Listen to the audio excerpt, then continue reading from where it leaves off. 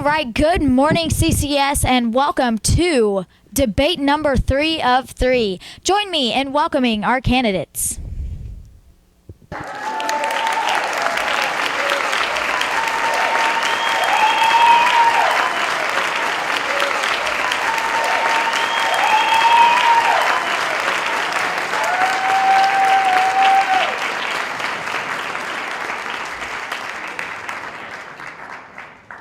All right, now with our first question of the night, Camden will answer first. With the amount of bullying campaigns occurring in the U.S., would you say this word is overused in some situations? Camden, please begin.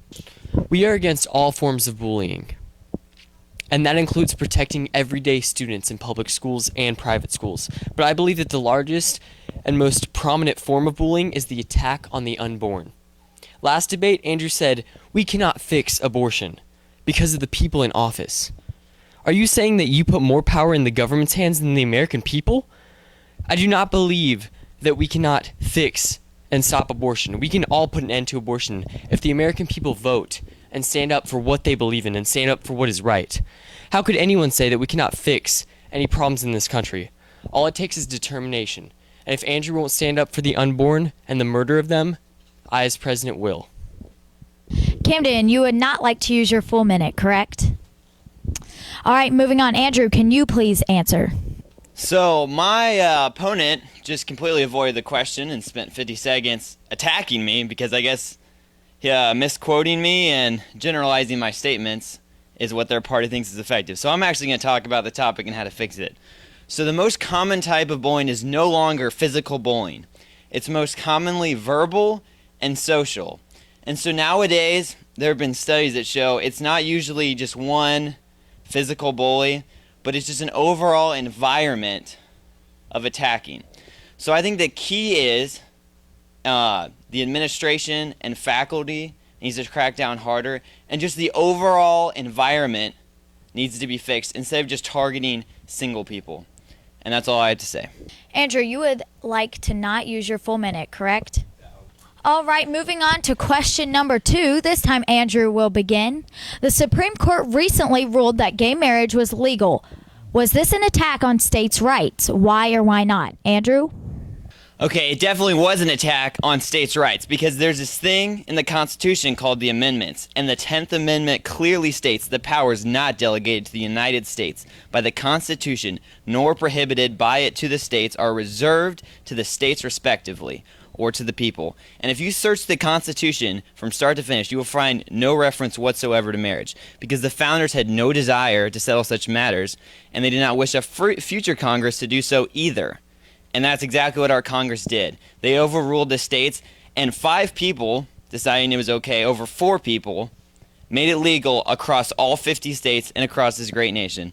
Now, I clearly do not believe that gay marriage is biblical, and I do not think it should be decided by the federal government. I think it's a state right, and I think they stepped over the line this time. That's all I have to say. Andrew, you would not like to use your full minute, correct? That'll be correct. All right, moving on. Camden, what is your view on this topic? Before we start talking about gay marriage, I would like to point out that Andrew said that it is not important and not a huge priority and to talk about abortion, and that wasn't that was a form of me going around the question. Are you saying that the murder of the unborn is not a form of bullying? That's not right. Now on the topic of gay marriage. As a party, we believe that marriage is between a man and a woman. But as a nation who decided to separate church and state, we need to allow the states to decide. Supreme Court makes decisions for the American people. Why is that? Supreme Court doesn't represent the American people. So why on earth would they make decisions representing the American people? We must stop the tyranny of judicial activism and put more power in the hands of the American people. Kim Davis did not just stand up to gay marriage for religion's sake, but for freedom's sake. Kim Davis is a great example to every American to stand up for our rights and freedom as people to vote. All right, Camden, that is time. And since this is the last debate, we're going to allow you each a 30-second closing statement. Andrew, you will begin. All right, guys. So for my closing statement, I'd like to say I can't wait for you guys to get out and vote. I hope for you vote whoever you think will do the best for this country. I hope that you think I'm that choice. And I just like to once again I stand on the biblical principles this nation was founded on. It's the greatest nation in the world, and I think we should continue to stand on these. And I wish my opponent the best of luck. That's all. All right, thank you, Andrew. And Camden, it's your turn for your closing statement. I also want to wish the best of luck to my opponent, Andrew Smith. As I said in the beginning, you've always been a lifetime friend, and I wish the best of luck to you. I want to thank my supporters and everyone else who's made this entire thing possible. I couldn't have done it without you guys. I hope you make the right decision, but overall, decide for yourselves what you want in a leader of this country. Thank you. All right, everybody, thank you for joining us for our 3 debates, and have a great day. And please make sure you vote tomorrow, Tuesday.